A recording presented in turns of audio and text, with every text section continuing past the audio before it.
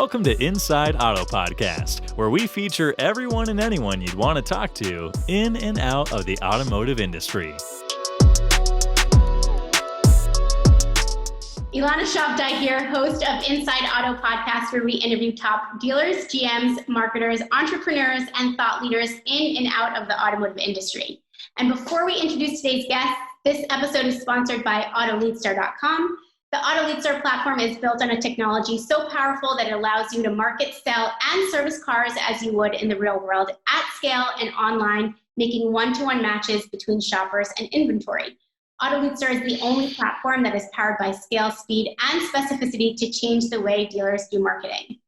So excited to welcome back our now frequent guest, Jack Nerad, as well as Matt DeLorenzo. Both automotive journalists sit on the North American Car Jury of the Year, Car of the Year jury, and this is why I'm going to start calling it NACTOY, but I don't have to get all jumbled up with the North American Automotive Car of the Year jury, NACTOY. A very unique award, actually, because instead of it being given by a single publication or a single magazine, it's actually made up of an independent jury of automotive journalists from the United States and Canada. Each year, the unbiased jury of approximately 50 expert print and broadcast journalists combines centuries of experience to determine the winners of the North American car, truck, and utility vehicle of the year. So before we get into what that means and the history of it, and what the 2021 winners were, we'll quickly do an intro of our honored guest today. For those of you who've listened before, you already know Jack. Jack Nerad has spent decades in the automotive industry as a journalist, author, and communicator. Past positions held by Jack include editor at Motor Trend magazine, editor at Automotive Age, and director of publications at J.D. Power and Associates. In addition to writing countless articles, features, and road tests, he's authored several books over the years, including his newly published book, The GR Factor. Jack also hosts his own podcast, America on the Road. Welcome back, Jack. So good to have you. Well, so good to be with you again. I really appreciate it. Thanks for having me back. Of course, I'm excited to get started. But before we do, I'd like to introduce as well Matt DeLorenzo, who's an author specializing in writing car reviews, news, and car buying advice. With over 40 years of experience as an automotive journalist, he's worked as a senior editor at Automotive News, Autoweek, and Road and Track. A founding organizer and member of the North American Car of the Year jury, DeLorenzo has also authorized 7 books on models ranging from Corvette to Dodge and an overview of legendary American automobiles. Such an honor. Welcome, Matt. Thanks. It's great to be here, Alana. So excited to have you both. Before we jump into the winners, let's talk about NACTOY. How was it founded? How did you get started? Matt, let's start with you. It was founded back in 1993. We gave our first award in 94, and it was an association of independent journalists. We modeled ourselves after the European Car of the Year awards. Mm-hmm. We thought it was time to give a similar award in North America. And at the time, we just we did cars and trucks, and they were vehicles that were on sale in North America. The European Car of the Year, the vehicle actually had to be produced there and for sale there. So we opened it up to both import and domestic vehicles, and it was quite successful. We've been around for a long time, and it's I think it's a great award because it does have the input of a lot of different voices as opposed to one editorial statement from a single publication. And so when you started, did you start with the 50 jurors, or have you collected them over time? The jury has ranged anywhere. I think our first jury was somewhere in the neighborhood of about 35 to 40 journalists. It's grown, it's gone over 50, but in recent years, we've kept it down to about 50 jurors, and it initially started out with just cars and trucks. So our first winners were actually a C-Class Mercedes and the 1994 Dodge Ram pickup, and we've since added a utility category that represents the shift away from traditional cars into these crossovers and SUVs. So what we try to do is represent the full spectrum of vehicles that are available to the buyers in North America. That's great. And Jack, did you get involved right in the start in '93? No, I didn't. I wasn't cool enough to get involved early on. Yeah, Actually, I think I might have been actually working for a car company at that time. Oh, yeah. Or JD Power. Went back to journalism in the early 2000s and joined the jury, I think around 2007 or 8 in that vicinity. Matt was instrumental in helping me get on the jury, so I appreciate that. And it's always good to look up to somebody, and I look up to Matt, so it's terrific to have him. We look up to each other. We've known each other, when you said both of us about 40 years, I mean, we go way back to freelancing days. And I was doing some freelancing for Autoweek Age when Jack was there. So we've both sat each other for a long, long time. Other side of the desk of each other quite a bit. Right. That's great. Well, I'm so glad to have you both here today. So who was the winner in your first year, Jack? I don't know. I can't remember, to tell you the truth. And don't ask me to go too far back in terms of naming the winners, because I can't do it. But I can tell you the winners of the last years, a couple of years, as I've and most recently I am a member of the board, as Matt was previous to me. And I'm proud to be vice president of the organization right now. So I'm a little more involved in the running of the organization beyond just the voting for the various vehicles. Well, see, now you're extra cool. If you weren't as cool back then, now you're on the board. It's like the coolest you can be. So congratulations on that. And before we get into the 2021 winners, I know you mentioned that this jury works with any manufacturer as opposed to the European jury, which is only European manufacturers. Did I hear that correctly? Right. The other interesting thing about the award is that it's a secret ballot. It's one of those things that nobody knows until the envelope is open which vehicle has won. So I think that's another defining characteristics. Most of the other awards that are given out, they know the manufacturer knows they're going to get it. They gear up the machine. So there's actually really not a lot of suspense over the naming of a car of the year by a particular publication. This one has more of an air of mystery and excitement and to it. And we were fortunate to be able to partner with the Detroit Auto Show. They call themselves the North American International Auto Show, which caused a little bit of confusion, but we are separate entities. But they were gracious enough to give us the opening slot of their press days at the Detroit shows. So that became a real signature. One of the things that the industry looked forward to. There was huge excitement. It was carried live on television, a lot of industry executives. And the fact that we would have, in the early days, 6 finalists and then up to 9 finalists to announce when we added the third award, it was quite a press conference. It was generally an exciting way to kick off an auto show. Right, and it really kind of is like Oscar night, and we have continued that association with the North American International Auto Show, even though they have moved their auto show, and of course with COVID-19, they haven't been able to conduct an auto show for quite some time. But when we made the awards this past month, it was in conjunction with the North American International Auto Show, and it was still a live event, still one of those things where we didn't know who was going to win, and I'm opening up the envelope and trying to see the name on there and read it off right, so I don't have a Steve Harvey moment. It works out well, and I think, as Matt says, it's exciting that way, and exciting because we don't know. We, the board members, don't know. We, the jurors, don't know. Which really vehicles are going to be named. Yeah, that's wonderful. And so, how do you think it? And I don't know if you actually have real numbers on this, but how does it affect sales volume? Or how, I would say, let's split it into two. How does it affect consumers? Or how do you think it influences consumers? And if you have the data on sales, I would love to talk about that. And then how do you think it influences OEMs and dealers? Well, I'll jump in on that. I mean,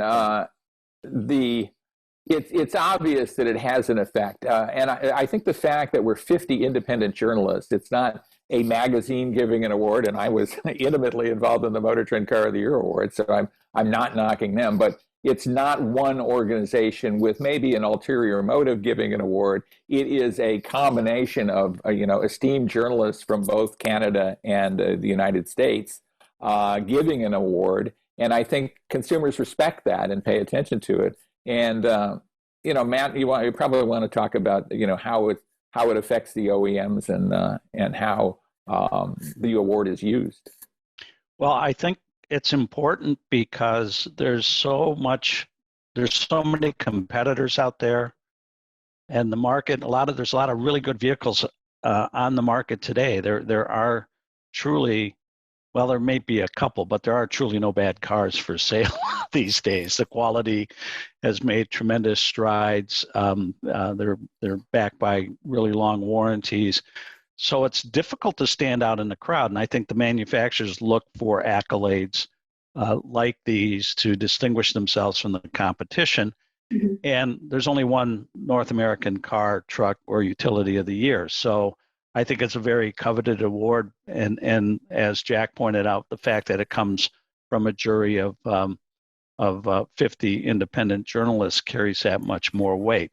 Now, the way that we judge the vehicles is that we don't take all the new vehicles and compare them to each other. Like all the new 2021s didn't compete against each other. Okay. We take those vehicles and compare them to their class of vehicles.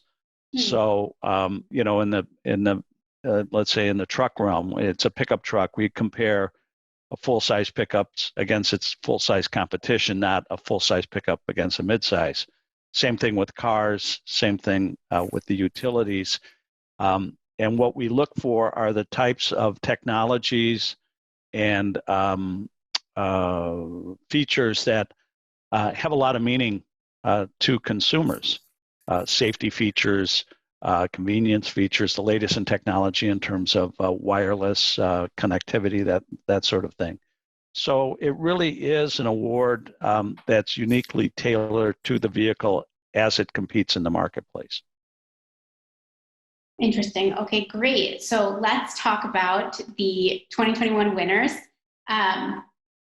You guys can decide who gets to do the honors. I'm just kidding. Everyone already. Jack can go first. Jack can. Okay. I can tell you. He's vice president. It's the Oscars. Okay, pretend it's the Oscars. Yeah, well, yeah. It's the first time we're finding out. And actually, we do have an independent accounting firm, Deloitte, has been with us since the beginning. Oh, that. And they actually do the tabulation. They keep the results secret. So it really is above board in terms of the accounting and the secrecy and all that. And that's one thing from the beginning that we've insisted upon.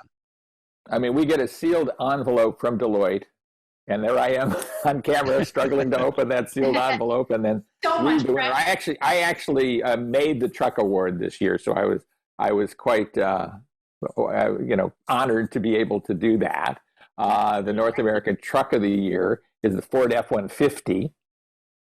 Their whole line of trucks, that line of trucks is all new for this year. And, to Matt's point, a lot of consumer-friendly features in it. I think one of the features that I really love is the hybrid version of the F-150, which gives the consumer great range. You can drive a long, long time. I think something like 600 miles on a tank full when you're driving it. It also gives you almost immediate torque, so it's a very responsive vehicle as well. So great fuel economy, yet it feels very peppy. And others in the F-150 range are also, I think, really excellent values. They've sorted out things like putting a little writing desk between the two seats that folds out. Those kind of little touches. And the power on board feature, I think, is really cool, where it can be used essentially as if you had a generator. It can power tools or a campsite or a kind of a nice tailgate party if you wanted to do that. So a lot of consumer-friendly features, I think, in the Ford F-150, and very justifiably, I think, the North American Truck of the Year for this year. And I know that this probably, and you can correct me if I'm wrong, but this doesn't influence the winners. But we were on our previous podcast that Jack and I did with Stephen Guevara from Zott Ford, which is in Detroit. I think he mentioned that the Ford F-150 is the top-selling vehicle, including cars and trucks, not the top selling truck, but the top selling vehicle in all of the United States, that does not influence the winner, correct? Or does it? No, I don't think volume, because as we'll find out when you go through the other vehicles on the list, that volume doesn't. It certainly points to the significance of that vehicle. Right. It also points to how tough a segment it competes in, because even though it is the best-selling vehicle, if you combine Silverado and Sierra sales, there are more GM pickups sold than Ford F-150 pickups. So it's a terribly, terribly important segment. But also that doesn't take away the fact that there are all these groundbreaking features that Jack alluded to, like hybrid powertrain in the pickup and the power and that type of thing. So that's the way that we really approach it, is that we look at the vehicle and how it competes in the overall scheme of things. And I think what's interesting too, and I think you'd agree with me, Matt, is we really don't have a single procedure. We have parameters. We have things that we look at, all 50 jurors. But I think there's probably 50 different ways of judging. And rather than that being a negative, I think it's a real positive. We don't have just one procedure. We have 50 really good procedures, authored by 50 experts in the field. So I think their combined wisdom is a great way to pick the North American car, truck, and utility of the year. Now, was testing the vehicles, did the process look any different this past year because of the pandemic? A little bit, but the key thing is that we bring as many jurors as we can together in the Detroit area. Okay. To do almost 3 days of driving back to back, a lot of these vehicles back to back. And that program did happen this past year. But a lot of people couldn't attend. The manufacturers, because of the prestige of the award, it was in their interest to get those vehicles in the hands of jurors. So like I was able to get into all the vehicles last fall on a one-by-one basis. I also work for Kelley Blue Book, and we do an annual Best Buy Awards, and we get a lot of these same vehicles through our fleet in that testing regimen. So I'm able to get in all of them. And one of the reasons, one of the criteria for being a judge is that you regularly review and write about new vehicles. So our jurors, in the course of their daily jobs, are getting into these vehicles for extended periods to evaluate. And I would say it was a little challenging this year, more challenging. Everything's more challenging here. It was more challenging in 2020 than ever before, right? And I think some of our deadlines we pushed out a little bit just to make certain that all our jurors got into the vehicles in a proper manner. We, as Matt alluded to, we usually have a big gathering of people, not quite the size of the gathering took place this past year. Some people just didn't want to travel, and we certainly respect that. Every juror, though, got a sufficient time in all the vehicles to judge them properly, so that was the important thing. Right. Okay, wonderful. So the next award is the car of the year, which Matt, you could do the honors and let us know. Remember, it's Oscars. I'm pretending like this isn't out there. I want my podcast to be the podcast where it's right. first heard. You first heard it here. Right. Well, we've had like last year's winner was the Chevy Corvette, the first mid-engine Corvette ever. This year, and this underscores really how the award works, is the winner is the Hyundai Elantra, which is a compact car. And the reason it won is it does have much better styling than you'd expect from sort of an economy car, and it has a lot of features in it that you wouldn't typically associate with that class of vehicle. So you look at the connectivity in there, the dash and the interior is really nice. They have a big screen version that just really looks like a luxury car, and it drives great, and it's priced to sell. So, and it's interesting because the compact car segment is one of those where we're seeing actually some manufacturers drop out of that market because the margins aren't great, the sales aren't great. But the ones who stay in that segment, they're really putting out some of the best cars they've ever put out. And if you're looking even at a mid-size car, and you're looking at an average transaction price of $35,000, you owe it to yourself to just kick the tires on a compact car like the Elantra, save some money, and get all the features and nearly the same amount of room and usefulness that you'll get from a mid-size car. And I would add too, I think one of the things that pushed Elantra forward is it was introduced with 3 different variants that are very different. You know, there's a hybrid version, there's a more conventional version, and then there's an N-line performance version. So I think that really stood the car in good stead. Another competitor was the Nissan Sentra, and I think you would agree with me, Matt, that's a really, really nice compact car, but it was only presented in one flavor, where the Elantra came in 3 different flavors, all of them very, very tasty. So I think that's what put Elantra ahead. Now, because and the Honda Civic has ruled that compact car class for many years, and the fact that they have some very formidable competition in that segment, speaks highly of the manufacturers. Yeah, certainly. And the bar that Elantra had to overcome to win. Not only did it have a great direct competitor in the Sentra this year, but it also had to beat out the current Civic, to say this car is actually better than anything else that's out there on the market right now. Okay, so many questions on what you just said, but going back for a second on the because this award does have significance for manufacturers, for dealers, for consumers. You mentioned that a lot of OEMs are actually dropping the compact because the margins aren't there. Do you think that this award, or the 2020 winner, is going to change that for any manufacturers? Now, I know that's a significant decision for manufacturers, but considering that the Hyundai Elantra is really setting the stage for a successful sedan compact car, do you think that that's going to change for any manufacturers?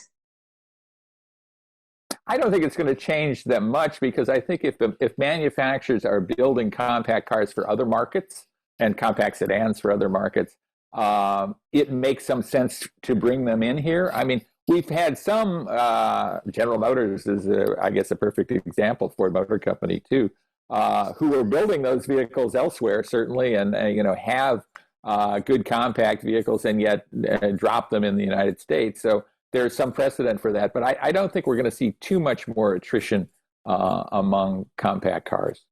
Interesting. Yeah, that's the interesting thing. It's almost like minivans. So all the manufacturers had minivans, but now there's only like 4 or 5 left on the market. But there's still a significant slice of the automotive market that wants or needs a minivan. And with fewer competitors in that segment, the ones who are there are finding sufficient volume to make a case for continuing to offer those vehicles. Right, that makes sense. And then this might seem like an obvious question or obvious answer to you, but for me, I'm interested in knowing how safety features influence the winner, if at all. It's huge. It's huge. I think consumers have come to expect a high level of safety from vehicles, and I think the advent of a lot of these blind spot warnings, emergency braking, people expect that technology, and the fact that you can get that technology as standard equipment in an economy car is a big deal. And that's one of the things that we look for when we're judging the vehicle, is how complete is the suite of safety and driver assists, and at what level do you see those? There are some that offer a base car that don't have those things on there, and that's a knock against them. There are some, like the Hyundai, where it comes fairly well equipped with a lot of that technology.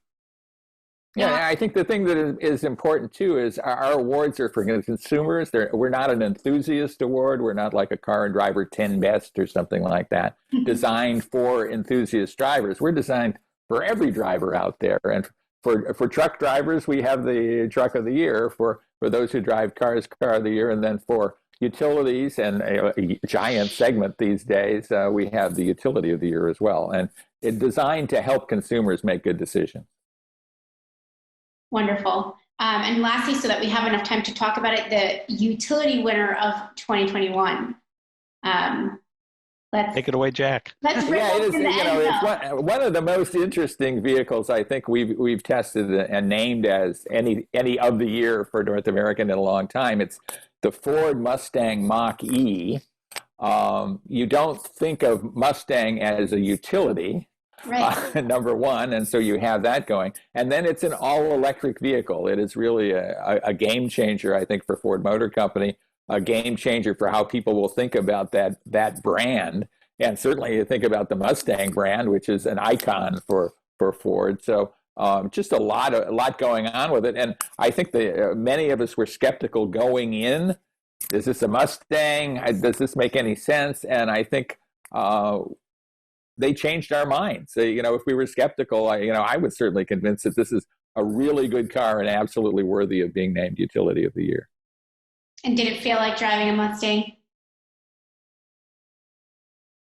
I would say in its own way it did. It didn't feel like driving the Mustang Coupe, but it's certainly performance-oriented, handles well, and it even kind of looks like a Mustang, right? So it has Mustang styling. I think naming it Mustang did a lot for that vehicle because it otherwise was going to be this kind of pick a name Ford EV, right? And by naming it Mustang, I think it centered a lot of the design. It had to have some performance orientation to it. It had to look like a Mustang, so that helped the styling.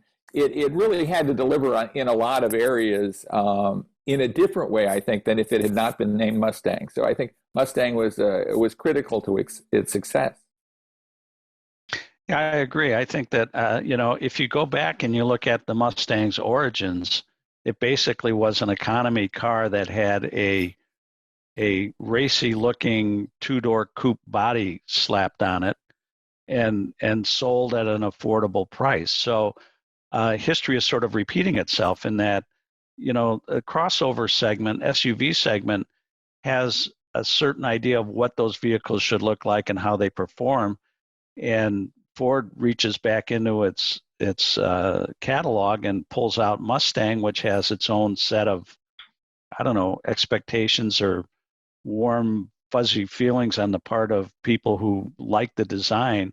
And they successfully grafted that design onto a sport utility boxy kind of shape. And then underneath it, they put an EV platform, and that performs pretty much on the same level from an acceleration and that point of view as a Mustang muscle car would. Right. And they're out there in the marketplace with the kind of build quality that you expect from an established manufacturer. It does not come across as some sort of science project. That it's a real car, and it's comfortable, it's quick, and it's a game changer for the segment. That's awesome. I hope I get to try it one day. And before you'll be impressed. Yeah, I think so. And Jack already knows this, but I'm not such a car person, but as I do these podcasts more and more, all I want to do is just test drive all these cars. So I hope I get a chance. Now I know you guys are strictly working, or NACTOY is strictly working with manufacturers, correct? So there's no Apple car in our future for the NACTOY award, or is there? Well, it could be. I mean, it depends on whether Apple comes with a car. I mean, it seems ever more likely, doesn't it? It does seem ever more likely, but who knows, really? Well, I think that's the interesting thing about the electric vehicle market is that in the past, the barriers for new competitors to come into the segment were pretty high. You have to build engines and transmissions and put together cars. With electric vehicle technology, everybody's starting basically on a level playing field. So you've had new competitors come into the marketplace at a time when the industry itself is consolidating. So you have Tesla. Next year, I'm hoping we have Rivians to drive in the truck categories and SUV categories. So it's really an interesting time to be in the business because of all the change that's going on. I agree. We have a lot to look forward to on the software side, on the connected car side, on the electric vehicle side. So we're at a very exciting time in automotive. Thank you both for your expertise and for enlightening me as well as our listeners on NACTOY and the 2021 winners. I really appreciate your time. And for our listeners, if you liked this episode, tune in Inside Auto Podcast. Thank you, Matt. Thank you, Jack. Thank you, Elena. Take care. Appreciate it. Thanks for listening to Inside Auto Podcast. Check out our other episodes with top entrepreneurs and industry leaders.